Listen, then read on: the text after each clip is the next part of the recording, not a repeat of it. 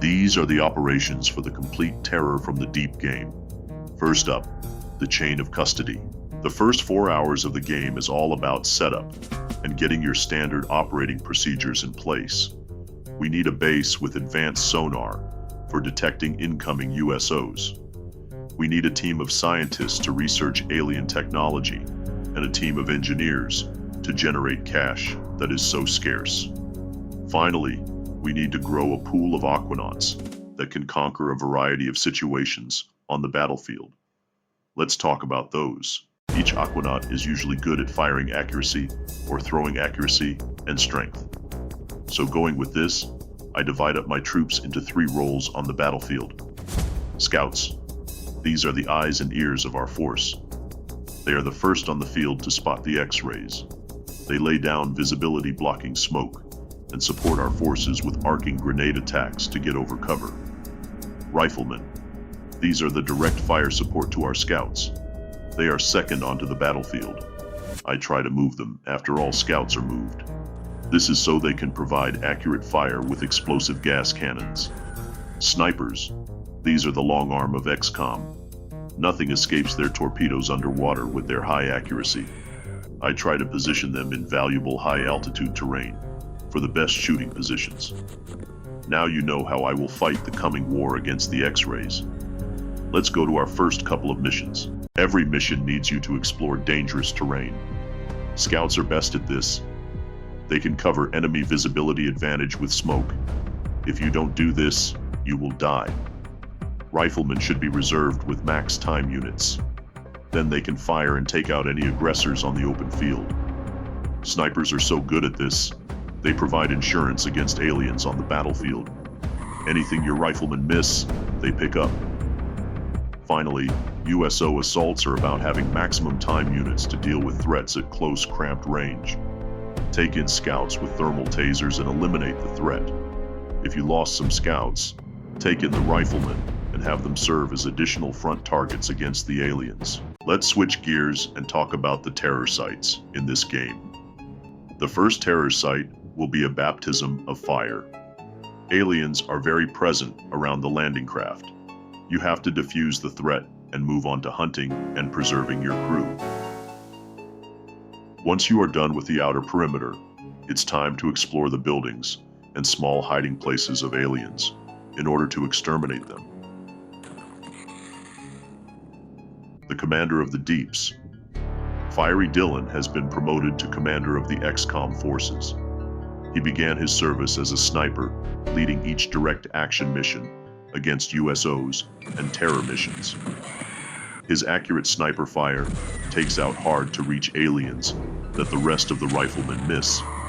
He will be the command and conquering rock we build our forces around. Implosion Trigger. In about the 9th to 11th hours of the game, the aliens start to ramp up the challenge. They launch a large USO and start bringing disruption pulse launchers against us. On top of this, they pick off our commander with a deadly sneak attack. For all this time, we have been using the same conventional weapons: gas cannons, torpedo launchers, and grenades. Unlike the original XCOM, where lasers are an amazing upgrade, Gauss weapons are not worth the upgrade. They do worse damage as our gas cannons and have slightly better accuracy. The reason gas cannons do better is because they hit under armor on a direct hit. Aliens have much worse armor on their under armor. Manufacturing Gauss will slow us down, but we are not without any new weapons during this transition period when the aliens get tougher. I get the Vibro Blade, which is a low-time unit cost melee weapon. This will give our scouts and riflemen a huge edge in terror missions and USO boarding. Merchants of Death. It's time we solved our cash problem. In Terror from the Deep, you will need a lot of cash, aquaplastics, and zerbite to build everything you need to survive the alien onslaught. The first problem is cash. I start off selling particle disturbance sensors to get money to fuel extra bases. But the real cash comes from unloading thousands of Gauss cannons onto the black market. This will propel our finances to the moon and solve this issue. But one measly base doing manufacturing is not enough to fund the war machine that is XCOM. We need an entire base dedicated to this. I christen it Rayd Manufacturing. Our newest LLC is dedicated to nothing but hosting an army of engineers, cranking out illegal weaponry to fund our war against the alien.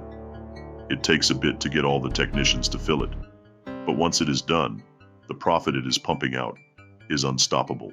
With Rayd Manufacturing printing money, our main base can get on manufacturing and researching the upgrades to our weapons and armor. Zerbite, Aqua Plastics, Sonic Cannon, MC Reader, Thermal Shock Launcher, Disruption Pulse Launcher, Aqua Plastic Armor, Raid an Alien Base, Grab a Live Tasoff. This allows MC disruptors to be used. Train MC troops. Let's go. We are ready for whatever the aliens can throw at us. Campaign Viceroy. The aliens have invaded our main base. If we don't succeed, we will lose our base. All right, troops, lock and load. We have the advantage in being spread out across the base. Troops at every corridor and entrance to the access lift. This is a maneuver about containing and eliminating. Our PsyOps troopers have terrible skill and will not be able to control much for us. However, we can still control the alleyways and hangars with explosives and grenades. Vibroblades help the narrow corridors with their tiny time unit requirements. In the end, we were able to use the alien tech and explosives to save our base. The Tranche of Minds. The single most important ability in Terror from the Deep is molecular control. The ability to control enemies with one agent is immensely powerful. Combine this with the fact that you do not have to see the alien, and you can control a whole battlefield from the landing craft. This makes it the most powerful ability in the game. All weapons must have line of sight to be able to kill an enemy. With molecular control, anyone in your squad can see the enemy and allow molecular control to work on them. This makes molecular control a strategic weapon, the only other one than the Disruptor Pulse Launcher. With molecular control, much of the game's difficulty disappears as long as you have troops with decently skilled MC and do not overexplore. So each of my side troops begins with about 25 skill. To control an alien, you must roll a 100-sided die below your skill, but with each mission, your side troops gain skill. So with enough missions, you can have a side trooper that has a 100% chance to control any alien it runs across. This makes terror missions and USOs easy. So, with each agent gaining only +2 to +4 to MC skill, we have to grind a bunch of missions. So I shoot down a bunch of small USOs and get a bunch of skill to assault bases. The Abyssal Rayd. At this point in the game, molecular control outvalues all weapons and armor. I have 6 agents that can all control multiple aliens on their base. This is good, because there is usually about 25 to 30 aliens per level of a base. There are 2 levels. We need 2 Lobsterman commanders to get the research for Teleth, the alien city. The Black PsyOp troopers make it easy to command the commanders to the top of the base and abduct the Lobsterman commanders. These are pre-requirement for Teleth, the alien city. The Sigsbee Deep. Beneath the restless waters of the Gulf of Mexico lies the Sigsbee Deep, a shadowed abyss where ancient salt mountains, violent currents, and hidden worlds of life and oil converge in the planet's most enigmatic undersea frontier. Commander Fiery Dillon gathers his Aquanauts as he prepares them for the final assault on Teleth. Listen up, Aquanauts. Today, we dive deeper than anyone ever has. Not for exploration, not for science, but to finish a war that began long before any of us were born. Teleth is not just another alien nest. It's their city, their throne, and their last stronghold. You know what waits down there? Endless enemies, a commander who's been dreaming of a destruction for millennia, and a city that feels alive. I won't lie to you, some of us won't be coming back. This could be a one-way trip. But hear this, if we succeed, humanity lives free. If we fail, there won't be a second chance. You are the spear point, the shield, and the last line.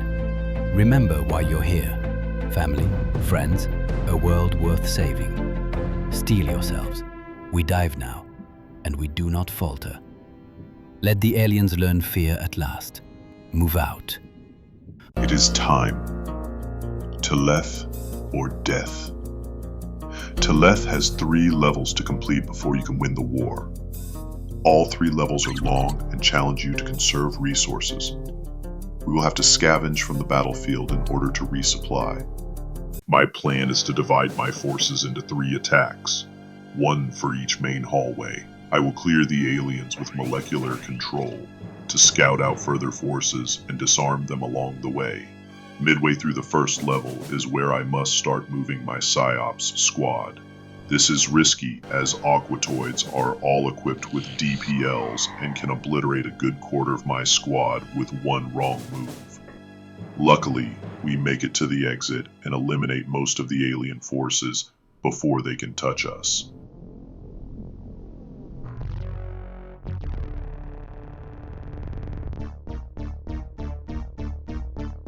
Level 2 of Teleth is a pain in my ass. This level is a labyrinth that makes you go across the map into a second level for an exit that can only be found through a single staircase. It is easy to waste a lot of time here and get turned around. My plan is to completely obliterate the first level and pacify lobstermen with MC. Then we can traverse the level and get to the exit. Our squad is drained of most ammo by the end of this level. I have to pick up a lot of DPL ammo and sonic weapons to keep my men armed.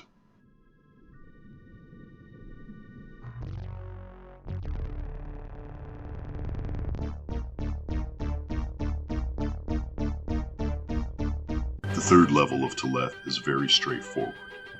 It is a spiraling level with 1 direction, to the center where the alien commander's tomb is. The lobstermen here have a complete lack of MC backup, which makes it easy. I push forward with a group of scouts and riflemen while backing them up with MC. There are some crazy moments where tentaculates show up, but we are able to spot them before they can do some major damage.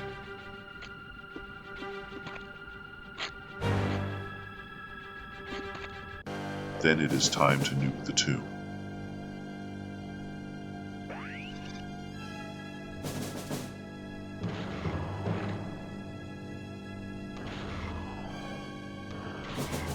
We bombard it with the last of our ammo.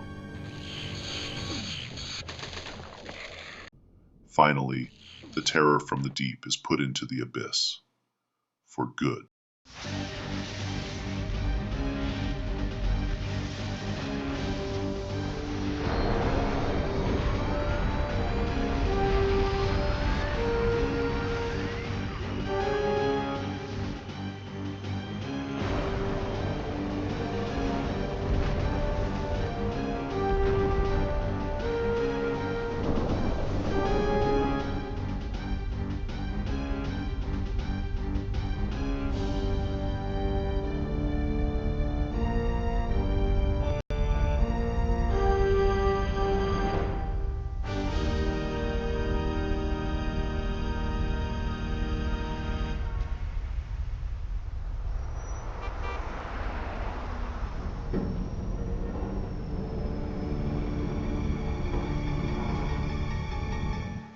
And that is the end of XCOM, Terror from the Deep. I hope you have enjoyed this great tactical game. It has a ton of difficulty added on to the original UFO defense formula, but it delivers on atmosphere and tension all the way through the game. But who is to say that there is not some other alien threat, a threat from another dimension, one that would be much deadlier than the first 2 alien threats to Earth. And left. Left! Close in. There. Acquire status. Unknown, sir. Zoom in. Increasing resolution. Stand by. We have a problem. Cut that chatter. Give me more audio. Track it! It's heading for Sector 5. Alert all sectors. Scramble XCOM craft. It's moving our way. Feed in all cameras. Come on! Security. Emergency. Stand by all combat units. I repeat, this is not a drill. Emergency. Stand by all combat units. but that is a game for another time. If you would like to be the next commander or officer for XCOM Apocalypse, go throw your warlord a few bones on Patreon. Then let me know here what you would like to be named. Until the next war on the aliens. I will see you all in the next one. Ave, Atque, Vale, Mal.